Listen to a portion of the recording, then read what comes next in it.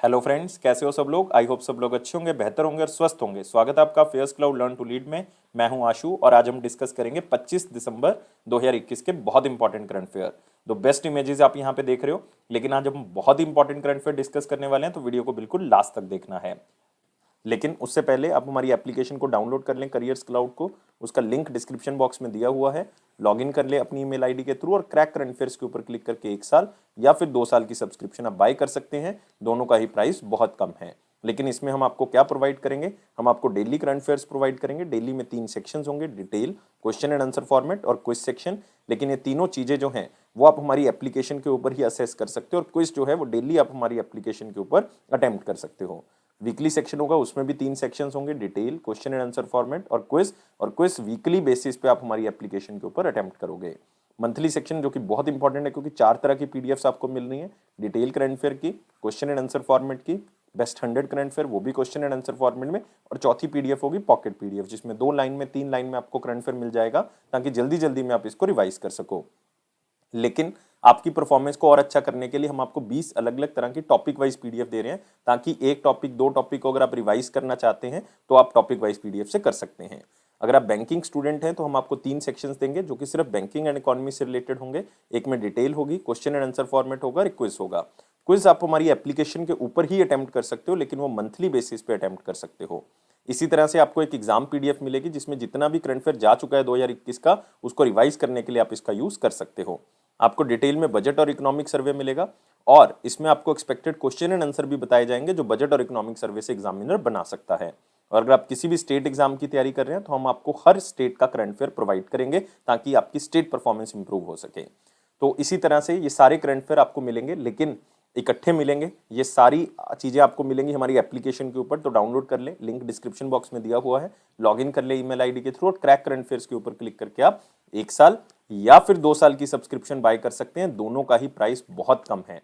लेकिन दोस्तों एक बात याद रखनी है कि अगर आप नए स्टूडेंट हैं, अपनी प्रेपरेशन को स्टार्ट करें, तो मैं आपको एडवाइस करूंगा कि आप 2 साल का बाय करें, क्योंकि 2022 में 2022 का लोगे तो वो बहुत कॉस्टली होगा। अभी बाय कर लोगे तो बहुत ज्यादा फायदे में रहोगे, और इसमें आपको दोनों सब्सक्रिप्शन में 10% एक्स्ट्रा डिस्काउंट मिल रहा है, अगर आप इस कोड का यूज करेंगे ASH10 का। और इस ईमेल आईडी और इस नंबर पे हमें संपर्क कर सकते हैं अगर आपको लगता है कि कोई भी किसी भी तरह का आपको डाउट है। तो स्टार्ट करते हैं 25 दिसंबर 2021 के करंट अफेयर। लेकिन उससे पहले सारे बच्चों से रिक्वेस्ट है कि वो वीडियो को लाइक करेंगे, शेयर करेंगे यार मैक्सिमम टू मैक्सिमम, और चैनल को अभी के अभी सब्सक्राइब कर लेंगे, और टेलीग्राम ग्रुप को आप डिस्क्रिप्शन बॉक्स लिंक से ज्वाइन कर लें। तो मोस्ट इंपॉर्टेंट क्वेश्चन में पहला क्वेश्चन है, who has been appointed as India's chef de mission for 2022 winter Olympics. तो इसमें 2 चीजें हैं जो आपने जाननी है। एक तो शेफ द मिशन किसको अपॉइंट किया गया है, जो वहां पे जो है वो इंडिया की जो गेम्स होंगी, इंडिया के जो कॉन्टिजेंट होगा जो पार्टिसिपेट करेगा, उसके बारे में पूरी जानकारी जो है वो रखेगा, और इंडियन गवर्नमेंट को प्रोवाइड भी करेगा, और वहां पे जो भी इंडिया की तैयारियां हैं उसको जांचेगा भी। लेकिन साथ ही साथ 2022 विंटर ओलंपिक्स कहां पे होने वाली है, तो आपने सबसे पहले याद रखना है कि ये कहां पे होने वाली है। बीजिंग में होने वाली है। मतलब मैं कौन सी कंट्री की बात कर रहा हूं, चाइना की बात कर रहा हूं। इससे पहले जो है वो 2018 में विंटर ओलंपिक्स हुई थी। 2018 में जो होस्टिंग कंट्री थी वो कौन सी थी, साउथ कोरिया थी। और इसमें जो शेफ द मिशन जो अपॉइंट किया गया है वो किस बंदे को किया गया, हरजिंदर सिंह को। तो आंसर हमारे पास क्या होगा, सी होगा। तो आप यहां पे देख सकते हैं आइस हॉकी एसोसिएशन के जनरल सेक्रेटरी हैं हरजिंदर सिंह, तो उनको अपॉइंट किया गया है शेफ द मिशन, जो कि बीजिंग विंटर ओलंपिक्स होंगी कौन से ईयर में, 2022 में। आप उनका चेहरा देख सकते हो, ताकि इस लंबे समय तक आपको न्यूज जो है वो याद रखे। और हरजिंदर सिंह कौन सी एसोसिएशन से बिलोंग करते हैं, इंडियन आइस हॉकी एसोसिएशन से बिलोंग करते हैं। और कहां पे होनी है विंटर ओलंपिक्स, बीजिंग चाइना के अंदर होनी है। और मैं आपको बता चुका हूं कि 2018 में जो विंटर ओलंपिक्स हुई थी साउथ कोरिया के अंदर, उसमें भी शेफ द मिशन कौन थे, हरजिंदर सिंह ही थे। तो ये भी आप याद रख सकते हो। और एक और आपको स्टैटिक क्वेश्चन बताता हूं कि सबसे पहली विंटर ओलंपिक्स जो है वो कौन से ईयर में हुई थी। 1924 में सबसे पहली विंटर ओलंपिक्स हुई थी, और उसको होस्ट कौन सी कंट्री ने किया था, फ्रांस ने। तो हरजिंदर सिंह को रिसेंटली अपॉइंट किया गया। और आपने ये भी याद रखना है कि ये कौन डिसाइड करता है कि शेफ द मिशन कौन होगा, मतलब मेन इंपॉर्टेंट बंदा कौन होगा जो इंडिया को वहां पे इंडियन कॉन्टिजेंट को लेके जाएगा। और वो है इंडियन ओलंपिक एसोसिएशन, IOA, या Indian Olympic association of India भी आप इसको कह सकते हो, जिसके जो प्रेसिडेंट हैं वो कौन है, नरेंद्र ध्रुव बत्रा। याद रखोगे, नरेंद्र ध्रुव बत्रा ये करंटली प्रेसिडेंट हैं इंडियन ओलंपिक एसोसिएशन के। और इंडियन ओलंपिक एसोसिएशन का हेडक्वार्टर कहां पे है, न्यू दिल्ली। तो ये सारी चीजें याद रखनी है। अब आते हैं वेरी इंपॉर्टेंट क्वेश्चन के ऊपर, क्योंकि एक ही क्वेश्चन था मोस्ट इंपॉर्टेंट में, लेकिन उससे पहले यार वीडियो को लाइक जरूर कर दें, शेयर करें मैक्सिमम टू मैक्सिमम, अभी के अभी चैनल को सब्सक्राइब कर ले जिन्होंने नहीं किया, और टेलीग्राम ग्रुप को आप डिस्क्रिप्शन बॉक्स से ज्वाइन कर सकते हैं। लेकिन पहले क्वेश्चन में बढ़ने से पहले वेरी इंपॉर्टेंट सेक्शन में मैं आपके साथ पीओ मेंस का जो कोर्स हमने स्टार्ट किया है उसके बारे में कुछ जानकारी शेयर करना चाहता हूं कि किस कोर्स में आपको क्या मिलेगा, और 45 से 50 सेकंड जो है मैं आपके लूंगा ताकि आपको सारी जानकारी मिल सके। ये फ्री ऑफ कॉस्ट है, इसलिए ध्यान से सुनना है, जो भी चीजें मैं बताऊंगा आपको फायदा जरूर मिलेगा। जैसा कि आप लोगों को पता है कि हम already IBPS PO exam course जो है वो स्टार्ट कर चुके हैं। 25 डेज का ये प्रोग्राम हमने 13 दिसंबर को इसको लॉन्च किया था, 14 ऑफ जैन को ये खत्म हो जाएगा, मतलब ऑलमोस्ट एक महीने का वैसे, लेकिन अगर काउंट करोगे तो ये 25 दिन का जो है प्रोग्राम बनेगा। क्यों 25 दिन का? क्योंकि इसमें मंडे टू फ्राइडे ही हम आपको क्विज जो है वो प्रोवाइड करेंगे। इसमें सिर्फ क्विज होंगे जो कि आपको हर दिन प्रोवाइड किए जाएंगे मंडे टू फ्राइडे। 70 क्वेश्चन रोज प्रोवाइड किए जाएंगे, जिसमें 20 क्वेश्चन मैथ के होंगे, मतलब क्वांट के होंगे, 20 क्वेश्चन जो है वो रीजनिंग के होंगे, 30 क्वेश्चन जो है वो बैंकिंग एंड जनरल अवेयरनेस के होंगे। तो आप देख सकते हो इस तरह का ये क्विज होगा। आप इसको रोज अटेम्प्ट कर सकते हो, जरूरी नहीं कि आज का क्विज आज ही अटेम्प्ट करना है, कोई लिमिट नहीं है, आप कभी भी उसको अटेम्प्ट कर सकते हो। लेकिन इसको अटेम्प्ट करने के लिए आपको हमारी एप्लीकेशन को डाउनलोड करना पड़ेगा। करियर्स क्लाउड एप्लीकेशन को डाउनलोड कर लें, उसका डिस्क्रिप्शन बॉक्स में लिंक जो है वो दिया हुआ है। तो कोई लिमिट नहीं है, कभी भी करें और अपना आईबीपीएस पीओ एग्जाम क्रैक करें, प्रैक्टिस करें मैक्सिमम टू मैक्सिमम। तो स्टार्ट करते हैं वेरी इंपॉर्टेंट क्वेश्चन सेक्शन का क्वेश्चन। तो स्टार्ट करते हैं वेरी इंपॉर्टेंट सेक्शन में। पहला क्वेश्चन है कि इंडिया का रैंक क्या है जो कि dope violators in the world के अंदर है, मतलब जो ड्रग्स ले लेते हैं या कोई मेडिसिन ऐसी यूज कर लेते हैं या कोई इंजेक्शन ले लेते हैं ताकि उनकी परफॉर्मेंस जो है वो एथलेटिक्स के अंदर बढ़ सके, लाइक किसी भी गेम के अंदर उनकी इंक्रीज हो सके। तो एक रिपोर्ट पब्लिश की गई है जिसका नाम है 2019 anti doping rule violations report. मतलब कौन कौन सी कंट्री ने सबसे ज्यादा जो है वो डोप उनके प्लेयर्स ने लिया है, कोई इंजेक्शन लिया है, कोई ड्रग लिया है ताकि उनकी परफॉर्मेंस जो है वो और बेहतर हो सके। और ये किसी भी खेल के लिए जो है वो सही नहीं है, क्योंकि आपको सही जो है वो स्पोर्ट्समैनशिप के थ्रू जो है वो रैंक को हासिल करना है, ना कि आपको गलत चीजें यूज करके रैंक को हासिल करना है।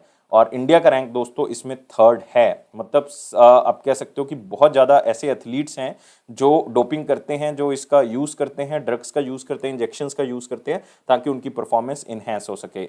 और इवन बॉडी बिल्डर्स, सबसे ज़्यादा देखा गया कि बॉडी बिल्डर्स, वेट लिफ्टिंग और एथलेटिक्स, ये तीन ऐसी मतलब गेम्स हैं जिसके अंदर सबसे ज़्यादा आपको डोपिंग जो है वो मिलेगी, खास करके इंडिया के अंदर।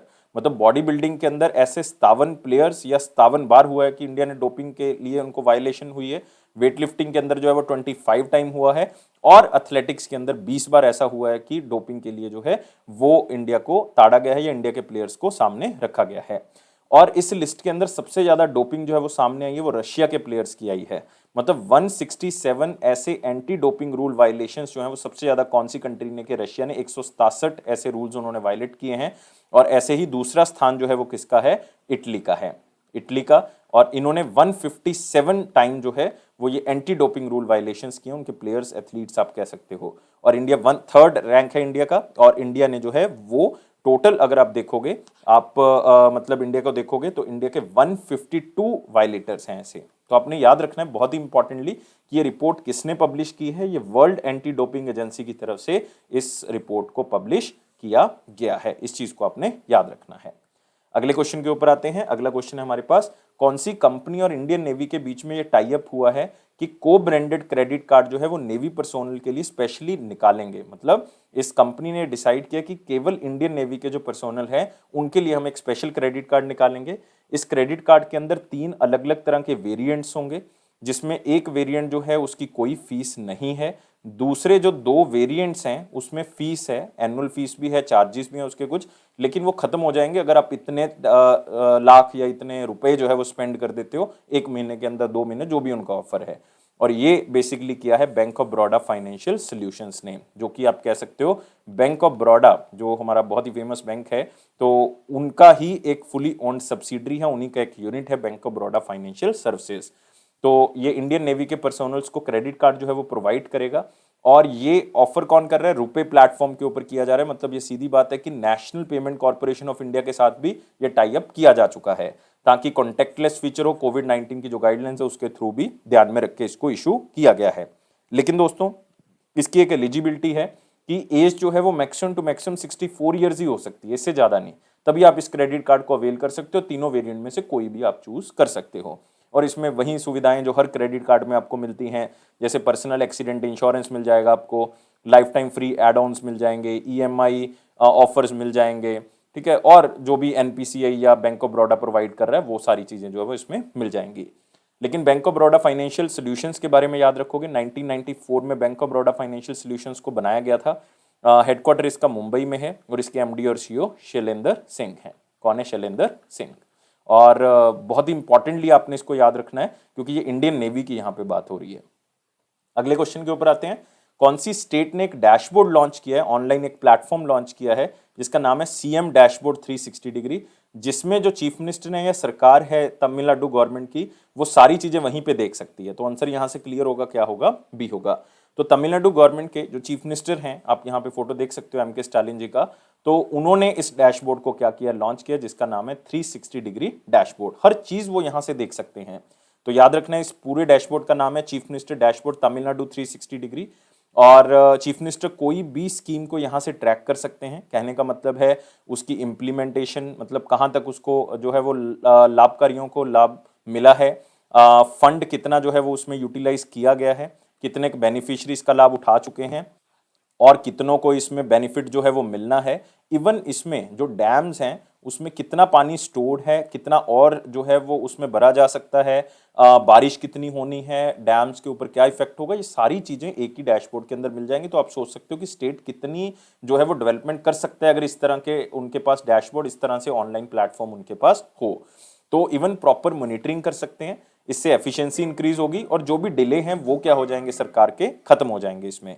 इवन सरकार जो है वो इसमें 25 अलग अलग तरह के फूड ग्रेन्स, फसल के बारे में, वेजिटेबल्स, फ्रूट्स, इवन इस तरह की चीजें जो हैं वो चेक कर सकती है, ताकि कोई भी ऐसी दिक्कत ना आए कि फ्रूट्स या वेजिटेबल्स जो हैं वो पीछे से स्टॉक कर लिए हैं, किसी ने जमा कर लिए हैं और प्राइजेस बढ़ गए हैं, तो सरकार उसमें दखलंदाजी कर सकती है क्योंकि यहाँ से सारी चीजें जो हैं वो सामने आ जाएंगी।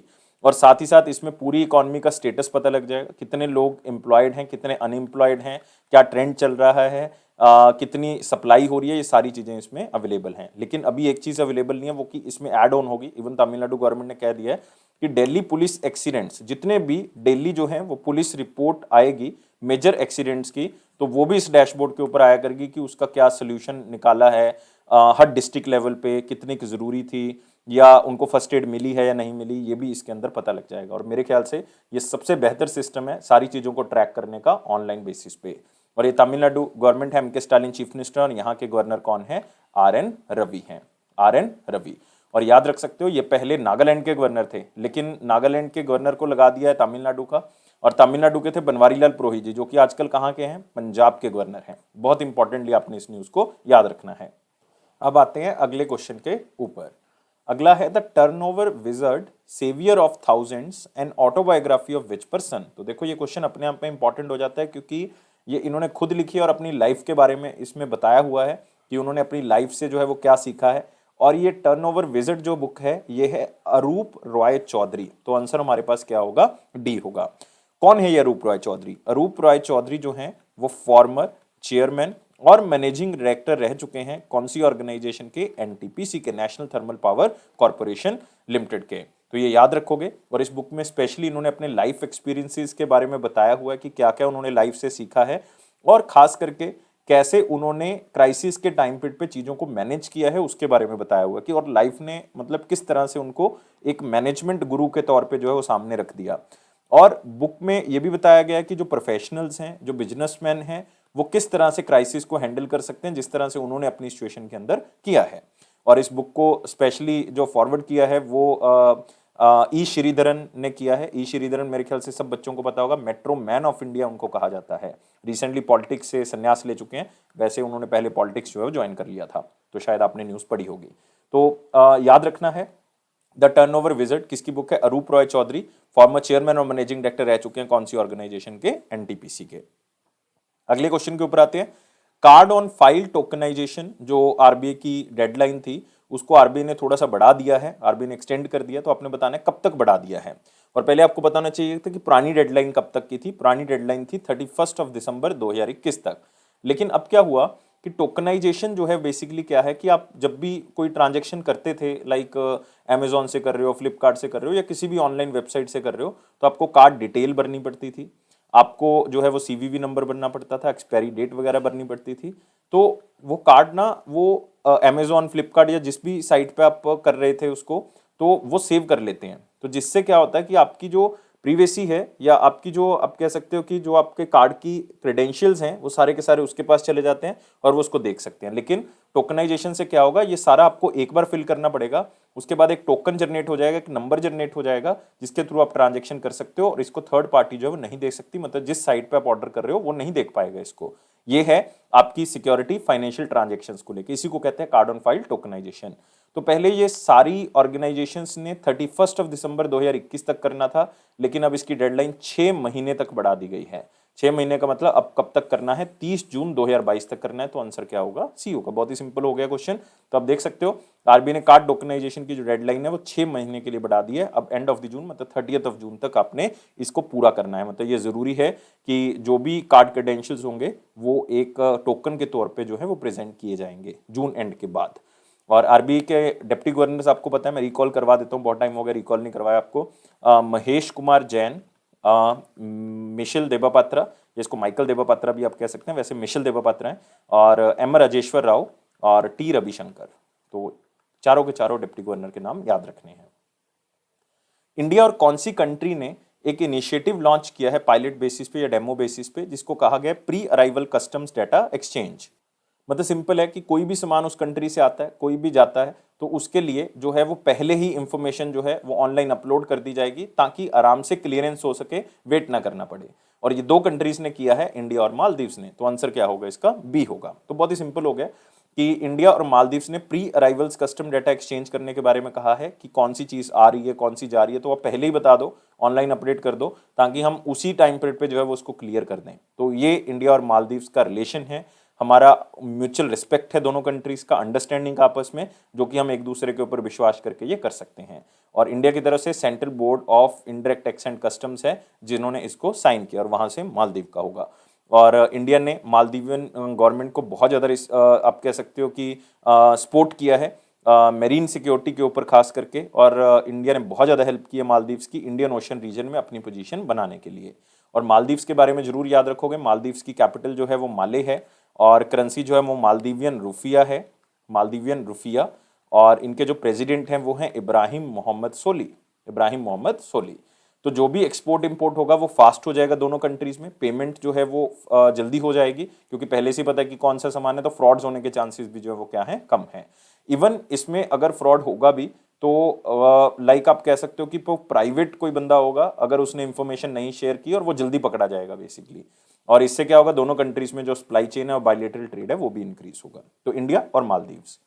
नेक्स्ट, डीआरडीओ ने एक फ्लाइट टेस्ट किया है इंडिजीनियसली एयर टारगेट का या एरियल टारगेट का, जिसका नाम क्या है, अभ्यास। तो याद रखना है, ये इंडिजीनियसली एरियल टारगेट आप कह सकते हो एक तरह से मिसाइल का काम करती है ये। इसको हम high speed expendable aerial target कह सकते हैं, जिसको हीट कहा जाता है। तो इसका नाम क्या है, अभ्यास। सिर्फ नाम याद कर लें अभ्यास, इससे ही आपका क्वेश्चन जो है वो कवर हो जाएगा।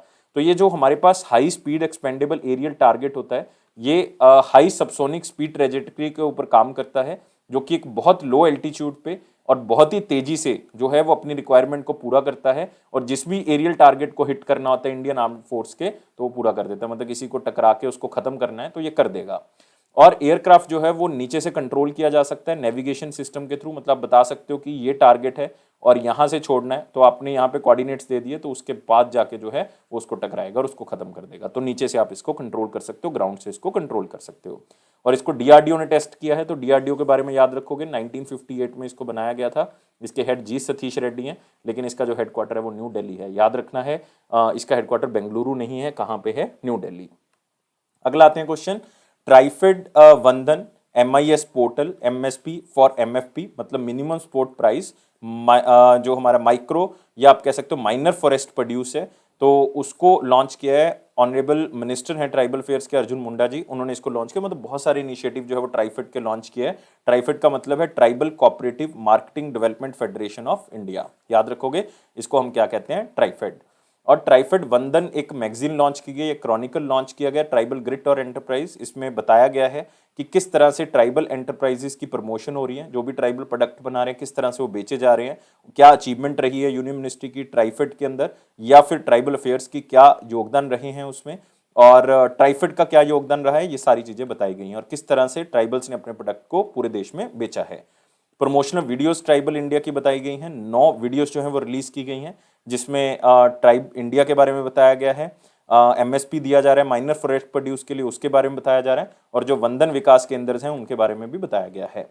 और एक पोर्टल लॉन्च किया गया MIS पोर्टल, जो कि मिनिमम सपोर्ट प्राइस बताता है किसके बारे में, जो माइनर फॉरेस्ट प्रोड्यूस है उसके बारे में, और इसमें सारी चीजें हैं लाइक किस तरह से सेंटर या स्टेट गवर्नमेंट जो प्रोक्योर करती है माइनर फॉरेस्ट प्रोड्यूस को और कहाँ से उठाती है, किस तरह से पैसे दिए जाते हैं, तो ये सारी इंफॉर्मेशन इसमें आती है।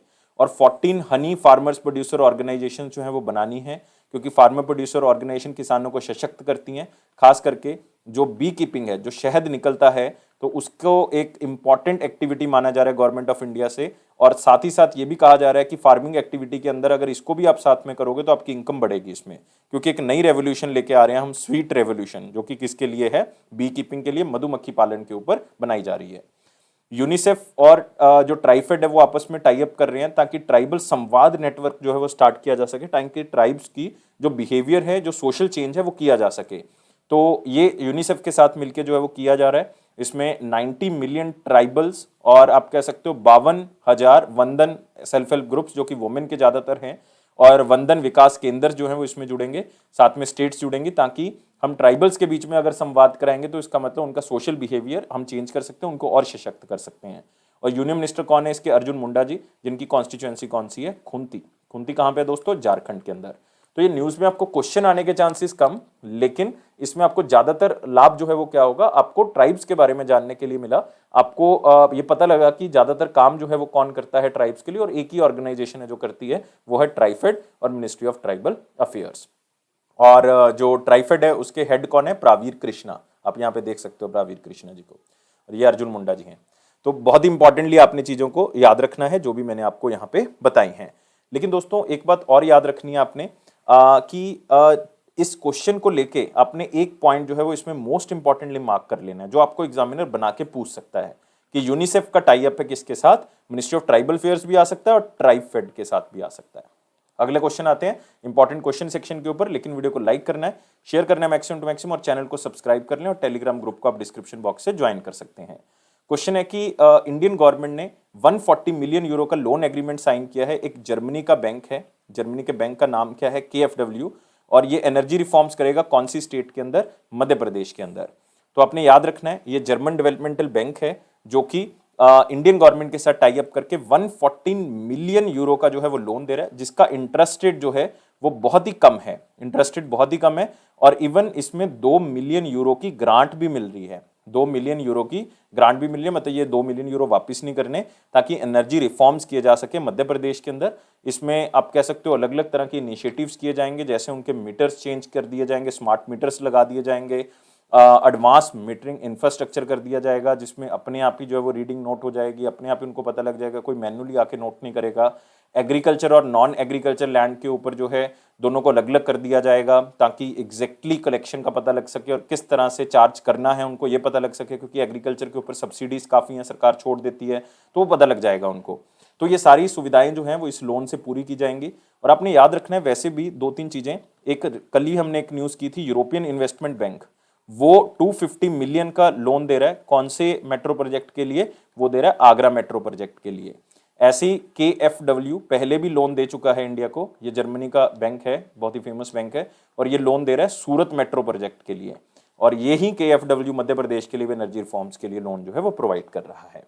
तो मध्य प्रदेश के चीफ मिनिस्टर आपको पता है शिवराज चौहान जी, और गवर्नर जो है वो यहाँ पे मंगूभाई छगनभाई पटेल जी, ये भी आप याद रखोगे। नेक्स्ट आते हैं as Malayalam director KS Sethu Madhavan ji, उनका देहांत हो गया। सबसे पहले याद रखने की मलयालम फिल्म मेकर हैं, बहुत ही फेमस फिल्म मेकर रह चुके हैं, 90 ईयर्स ओल्ड थे। इनका देहांत जो है वो चेन्नई में हुआ है, तमिलनाडु में, लेकिन ये बिलोंग कहाँ से करते हैं, केरला से बिलोंग करते हैं, क्योंकि इनका जन्म केरला में हुआ था 1931 में। और आपने एक बात और याद रखनी है कि 60 से ज्यादा मूवीज को डायरेक्ट कर चुके हैं, बहुत बड़ी बात है। और ये 5 अलग अलग लैंग्वेज में मूवीज को डायरेक्ट कर चुके हैं, जैसे कि तमिल, तेलुगु, हिंदी, इनमें डायरेक्ट कर चुके हैं। और 10 नेशनल फिल्म अवार्ड्स मिल चुके हैं और 9 केरला स्टेट अवार्ड्स मिल चुके हैं और भी बहुत से अवार्ड हैं। तो इसलिए याद रखना है 2-3 चीजें, कीवर्ड्स क्या हैं। मलयालम फिल्म डायरेक्टर है, नाम था KS सेथु माधवन, केरला से बिलोंग करते हैं और बहुत से अवार्ड जो है इनको मिल चुके हैं। बस इतनी की इंफॉर्मेशन अगर आपके पास है तो आप ऑप्शंस को टिक कर दोगे। अब आते हैं वन लाइनर इंपॉर्टेंट पॉइंट्स के ऊपर। पहला पॉइंट है, प्राइम मिनिस्टर मोदी जी ने ट्रांसफर किए 1000 करोड़ रुपए अंडर दी दीनदयाल अन्नतोदया योजना, national rural livelihood mission, self help group जो कि वुमेन के हैं, उत्तर प्रदेश के अंदर वाराणसी में थे और उसके बाद जो है वो ये प्रयागराज में गए उत्तर प्रदेश में, तो वहां पे उन्होंने गवर्नमेंट की स्कीम का लाभ उठाने वाली जो सेल्फ हेल्प ग्रुप्स हैं उनके अकाउंट में 1000 करोड़ रुपए जो ट्रांसफर किए। और मैं पहले ही बता चुका हूँ ऐसे बहुत से इनिशिएटिव आगे भी होंगे कि इतने प्रोजेक्ट स्टार्ट कर दिए इस स्टेट में। तो ज्यादातर आप 5 स्टेट देखोगे, कौन कौन सी, यूपी, आप देखोगे उसमें पंजाब, आप देखोगे उत्तराखंड, आप देखोगे उसमें गोवा और मणिपुर। क्यों? क्योंकि इनमें इलेक्शन है 2022 में अभी स्टार्टिंग में, तो इनमें ज्यादातर इनिशिएटिव आपको देखने को मिलेंगे। सेबी ने 3 कमेटीज को, और भी बहुत सी कमेटीज हैं वैसे तो, लेकिन इन्होंने एडवाइजरी कमेटीज को रीस्ट्रक्चर किया है, उसमें मेंबर्स की गिनती को बढ़ाया है। एक है सेकेंडरी मार्केट कमेटी को, म्यूचुअल फंड कमेटी को और कॉर्पोरेट बॉन्ड कमेटी को। इंपॉर्टेंट नहीं है, लेकिन सेबी के बारे में याद रखोगे।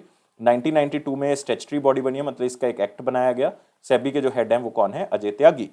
Next, Indian spinner Harbhajan Singh जो हैं वो रिटायरमेंट ले चुके हैं सारी तरह की क्रिकेट से, मतलब तीनों फॉर्मेट से वो संन्यास ले चुके हैं। लेकिन एक बात याद रखनी है कि ये इंडियन ऑफ स्पिनर रह चुके हैं और एक बहुत इंपॉर्टेंट इनके पास रिकॉर्ड है कि ये पहले इंडियन क्रिकेटर हैं जिन्होंने हैट्रिक लगाई थी टेस्ट क्रिकेट के अंदर।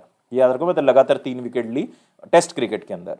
41 साल के हैं, पंजाब से बिलोंग करते हैं, जलंधर एरिया से, और 417 विकेट्स जो है वो ले चुके हैं 103 मैचेस के अंदर। और ये चौथे सबसे हाईएस्ट विकेट टेकर हैं इंडिया की तरफ से टेस्ट क्रिकेट में। और अभी ये कांग्रेस को ज्वाइन कर सकते हैं पंजाब के अंदर, क्योंकि रिसेंटली इनकी नवजोत सिंह सिद्धू जी के साथ एक फोटो वायरल हुई थी जिसके अंदर ये साथ में थे और नवजोत सिंह सिद्धू जी ने लिखा था कि हरभजन सिंह की इस फोटो से काफ़ी कुछ बयान जो है वो हो रहा है। तो इसका मतलब शायद ये कांग्रेस को ज्वाइन कर सकते हैं, इसलिए इन्होंने संन्यास जो है वो ले लिया है। इंडियन नेवी ने इंडियन नेवी का शिप जो जिसका नाम था कुकरी, उसको जो है वो आउट ऑफ सर्विस कर दिया, मतलब उसको डीकमीशन कर दिया। 32 साल उन्होंने उसको सर्विस में लिया और 1989 में इसको जो है वो कमीशन किया गया था, इसको सर्विस में लिया गया था। मेजेगॉन जो डॉक शिप बिल्डर्स हैं उन्होंने इसको बनाया था और बहुत ज़्यादा मिशंस के अंदर इसका यूज़ जो है वो किया गया है। और इंडियन नेवी के चीफ ऑफ नेवल स्टाफ जो रिसेंटली अपॉइंट किए हैं वो हैं आर हरि कुमार। याद रखोगे, क्वेश्चन आपको डेफिनेटली पूछा जाएगा। नेक्स्ट, भारतीय ग्राहक दिवस और नेशनल कंज्यूमर डे बनाया गया 24 दिसंबर, ताकि लोगों में अवेयरनेस क्रिएट की जा सके कि आपके राइट्स क्या हैं। आप कोई भी चीज़ जब देखते हो तो सावधान ग्राहक कह के जो है वो आपको एड्स के अंदर भी बताया जाता है कि किस तरह से आपने चीज़ों को चेक करना है। कोई आपको 100 ग्राम की चीज़ दे रहा है, आपको 90 ग्राम की डाल के दे रहा है, आप ले 100 ग्राम की रहे हो, तो ये कंज्यूमर आपका राइट है कि आप उसको कह सकते हो कि ये 90 ग्राम है, 100 ग्राम डालनी है। तो मतलब ये हैं कंज्यूमर राइट्स आपके, आप इसके खिलाफ जो है वो कोर्ट में जो है वो अपील कर सकते हो। इसलिए सरकार ने एक एक्ट बनाया, कंज्यूमर प्रोटेक्शन एक्ट, और कौन से ईयर में बनाया गया? 1986 में बनाया गया। और इसको प्रेसिडेंट ने पास कौन से टाइम पीरियड पे किया गया था? 24 दिसंबर 1986 को पास किया गया था, इसलिए ये 24 दिसंबर को बनाया जाता है। तो याद रखोगे कि 22 को मैथमेटिक्स डे, 23 को फार्मर्स डे और 24 को कौन सा? कंज्यूमर डे मनाया जाता है। और ministry of consumer fair, food and public distribution के यूनियन मिनिस्टर कौन है? पीयूष गोयल जी हैं। याद रखोगे, राज्यसभा की कॉन्स्टिट्यूएंसी है महाराष्ट्र।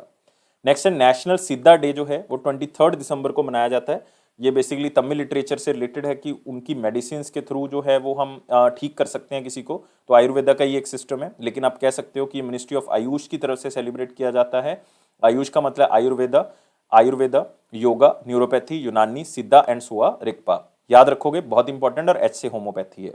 और ये जो है वो 23 दिसंबर को मनाया गया इस साल 2021 में।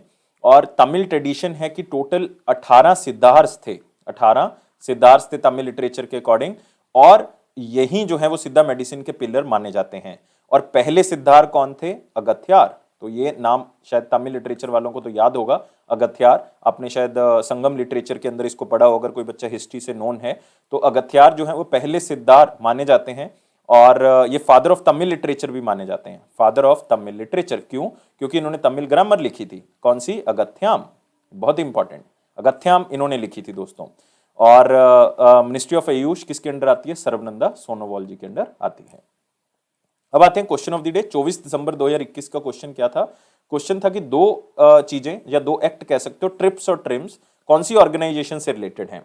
तो सबसे पहले ट्रिप्स है आपके पास, ये है trade related intellectual property rights, जो कि ग्लोबल लेवल पे इंटेलेक्चुअल प्रॉपर्टी राइट्स, जो भी आपकी इंफॉर्मेशन है कंपनी की, जो भी आपकी टैग्स हैं कंपनी के, उसको सिक्योर करने में आपको हेल्प करता है और एक कॉमन सेट ऑफ रूल्स लिखता है कोई भी कंपनी के लिए जो भी उस क्षेत्र में है, उसके लिए कौन कौन सी चीजें जो है वो आपके लिए होनी जरूरी है और आपको वो कॉपी नहीं कर सकती कंपनी, और किस तरह से आप अपने राइट्स को बचा सकते हो।